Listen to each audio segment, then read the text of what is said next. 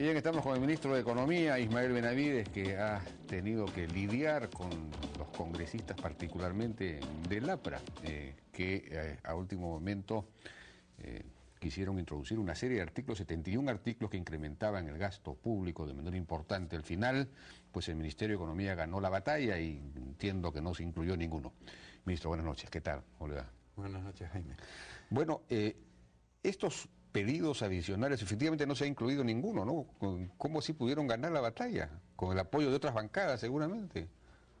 Bueno, yo creo que ha habido un trabajo de consenso, convencimiento y de ponernos firmes en temas que iban a generar gasto.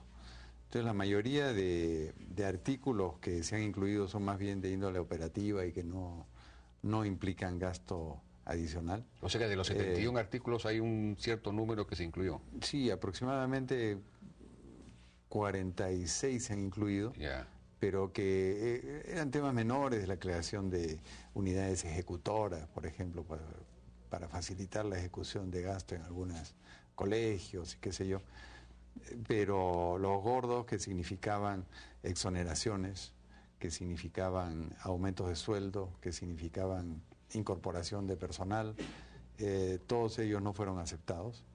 Se les explicó a los congresistas las implicaciones y yo creo que al final hubo un entendimiento del tema y el presupuesto quedó básicamente intacto en sus cifras totales, con algunos movimientos en las cifras de inversiones. Ajá. Sí. Bueno, claro, pero esto ha ocurrido recién en el último año de gobierno, ¿no? Es un poco, hay quienes interpretaban esto como el deseo de la bancada aprista de dejar funcionarios apristas en el gobierno ya de manera estable, pero Mulder salió a decir que eso no era verdad. ¿Cómo se explica esto?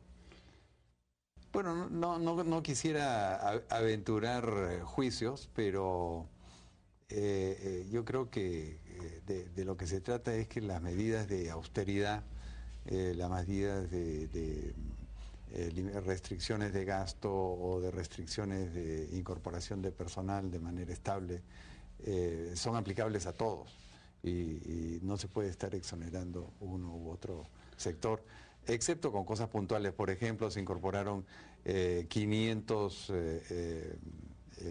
funcionarios o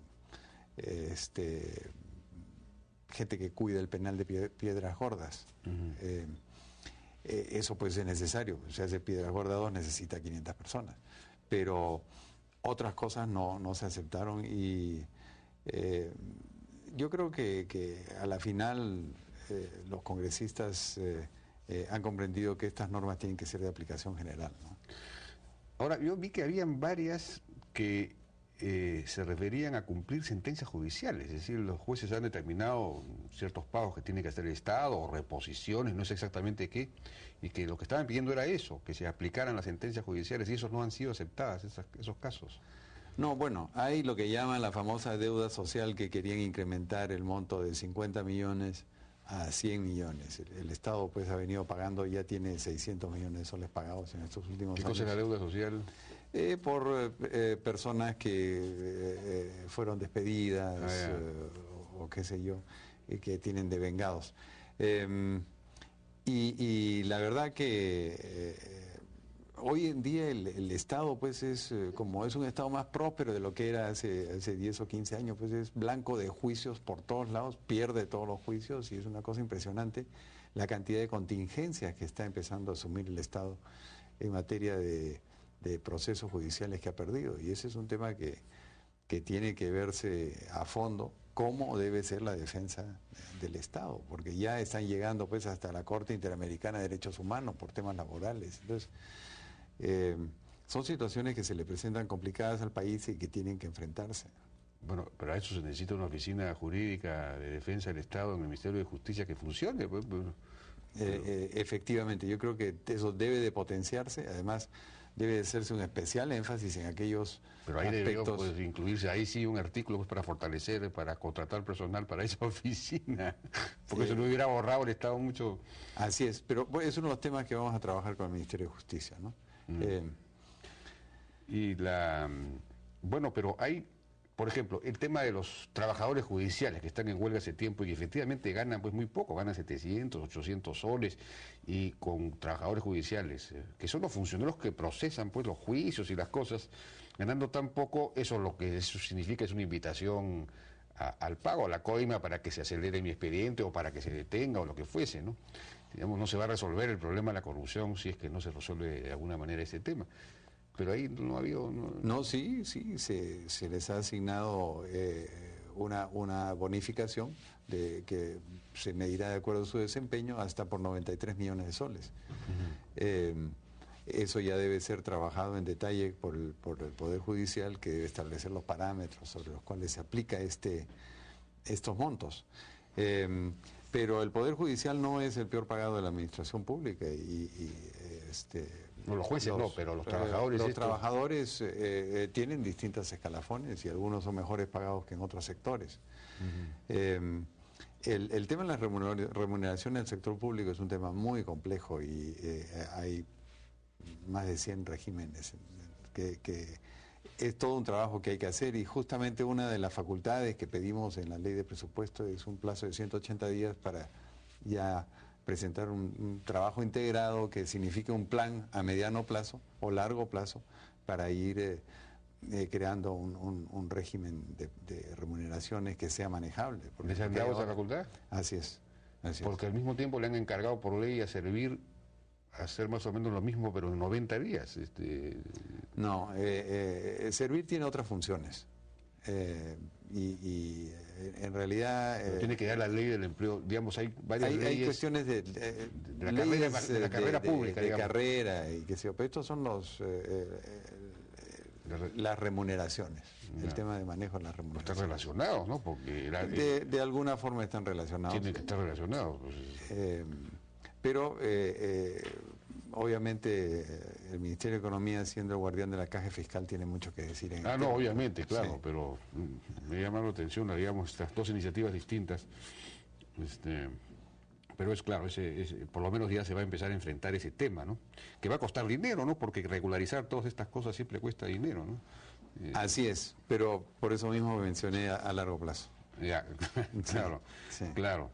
El otro tema es, hablando de aumentos o de salarios o de sueldos, el famoso asunto de los militares, porque en el proyecto de ley de presupuesto, por lo menos el que conversamos en esta mesa, me parece que usted no era ministro, todavía no lo recuerdo, se hablaba de la eliminación de la cédula viva, no sé si se llegaba a eso ya para la ley de presupuesto, y a cambio de eso un incremento en 5 tramos. El primer tramo ya sería próximo año 2011, que no recuerdo de cuánto era, pero en realidad se financiaba quitándole 500 millones, creo como de 500 millones era más o menos, pero esos mismos 500 millones se le quitaban en bienes y servicios a la Fuerza Armada. Yo recuerdo acá a Rafael Rey protestando por ese tema. Si me permites... Sí. Efectivamente, la ley que presentó el Poder Ejecutivo en agosto contenía 3 artículos relacionados a eso. El primero era el cierre de las escuelas de las Fuerzas Armadas y Policiales por 2 años, el cierre de la admisión a las escuelas. En segundo lugar, pagos extras que las Fuerzas Armadas se hacían por fuera, con recursos propios y otros. Y tercero, el tema del cierre de la cédula viva. Esto se retiró por la situación conflictiva que se había creado y se planteó un artículo que fue aprobado, en el cual se da un plazo de 180 días al Ministerio de Economía para, conjuntamente con las Fuerzas Armadas y el Ministerio de Defensa, crear o plantear una ley para un nuevo sistema de remuneraciones que vaya acompañado de un nuevo sistema de pensiones, en el cual efectivamente se elimina la cédula viva y se establece este nuevo esquema, afectando lo menos posible a aquellos que están prontos a jubilarse o jubilados. Creo que ese esquema que vamos a trabajar va a ser mucho más equitativo y va a permitir al reducir los impactos de los aumentos sobre la célula viva, tener en esos 5 años, el plazo que se establezca, un proceso de aumento, de equiparación de los sueldos de los militares. De manera que se pueda normalizar una situación en la cual hoy día tienen pagos por distintos conceptos, bonos que se han dado por aquí, por allá, que no son pensionables, porque cada vez que se hace un aumento, por ejemplo, de 100 soles, en las Fuerzas Armadas se refleja en 3.600 millones de soles en cálculos actuariales en las planillas. Sí, pues. Entonces, eso es inmanejable. Y yo creo que lo que tenemos que hacer es, justamente en este periodo de 180 días, hacer un nuevo estudio actuarial para, ya en definitiva, poder saldar este tema de la célula viva. Y ahora va a ser el segundo esfuerzo, ¿no? Porque ya se había dedicado los meses anteriores precisamente a la ley de presupuesto. Efectivamente, es un segundo esfuerzo que los estudios no fueron conclusivos y las propuestas tampoco han sido adecuadas, porque hubo un estudio de la OIT, por ejemplo, que establecía que el aporte del Estado tenía que subirse al 68%. Como comprenderás, es absolutamente inmanejable, ¿no? 68% de la remuneración. De la remuneración. ¿No?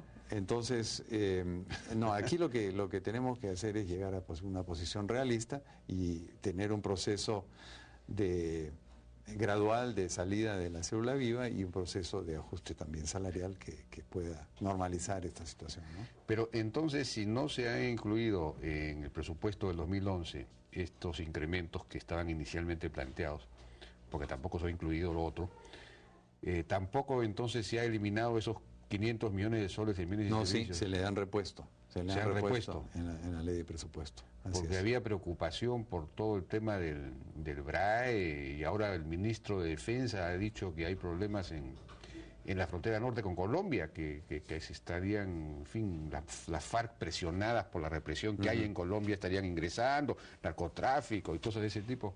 Sí. Ya aumentan los frentes, se incrementan los frentes, ¿no? Bueno, si son situaciones de emergencia, pero eso está la reserva de contingencia justamente, y en eso actuaremos de inmediato, pero repito, se le han repuesto los 400 millones de soles a solicitud del ministro de Defensa, justamente para bienes y servicios. De acuerdo. Ahora, ¿qué hay, digamos, ahí lo que no hay claridad respecto de si se está gastando bien o no se está gastando bien, o se está, digamos, programando lo necesario para empezar a tener éxito y eficacia en la lucha contra el narcoterrorismo en el BRAE? Porque en el Guayaga parece haber ciertos resultados, ¿no? Todavía no se captura a Artemio, pero la policía lo anda persiguiendo y hay, ya han capturado o digamos, han efectivamente abatido a varios. En cambio, en el BRAE hay derrota tras derrota, ¿no? Es decir, pareciera que los militares peruanos no pudieran con ese tema. Pero se ha dicho muchas veces que es un problema también de equipamiento, de falta de tecnología, en fin, de equipamiento tecnológico, de cosas que permitan, pues, o de más inteligencia. ¿Qué pasa ahí? Bueno, me aventuraría a opinar sobre temas estratégicos militares, pero por parte del Estado, el gobierno central, el Ministerio de Economía, hay todo el apoyo. Vemos que acaban de comprar aeronaves, por ejemplo, a Canadá, por valor de más de $60 millones. 60 millones, Twin Otters, ¿no? Twin Otters. Que son aviones. Que son aviones para transporte, especialmente para estas zonas. Y lo que se requiera está siempre adecuadamente financiado.